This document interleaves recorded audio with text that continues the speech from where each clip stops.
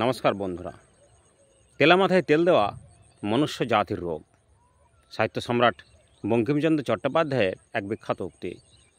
গতকালকেই আমাদের রাজ্য সরকার অ্যাডহক বোনাসের ঘোষণা করেছেন। অর্থাৎ সরকারি কর্মচারীরা পুজো এবং ঈদের আগে কিছু পরিমাণ এক্সট্রা বোনাস পাবেন।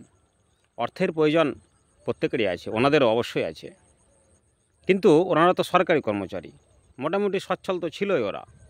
এই উৎসবের দিনে শুধু কি তাদেরকেই মনে পড়লো? বাদবাকি বেকার যুবক যুবতীরা যারা সরকারি চাকরির ফর্ম ফিল আপ করতে করতে বিভিন্ন কোম্পানির ইন্টারভিউ দিতে দিতে হাঁসফুস অবস্থা, যারা ছোটোখাটো ব্যবসায়িক, লকডাউনের পর থেকে যাদের ব্যবসা এখনও অবধি ঠিক হলো না, সাধারণ খেটে খাওয়া দিন আনা দিন খাওয়া মানুষেরা, তাদের হয়তো এই উৎসবের দিনে নতুন জামা কাপড়টাও হবে না। তাদের কথা কি মনে পড়লো না? সাধারণ মানুষের ট্যাক্সের পয়সা এভাবে অপচয় করার প্রয়োজনই বা কী? আবার আপনারাই বলবেন সবাই সরকারি চাকরি দিকে না গিয়ে ছোটোখাটো ব্যবসা করুন। এটা আবার কেমন কথা? তাহলে এই উৎসবের দিনে ছোটোখাটো ব্যবসায়িকরা কী পেল? ভালো থাকবেন, সুস্থ থাকবেন। অনেক অনেক ধন্যবাদ।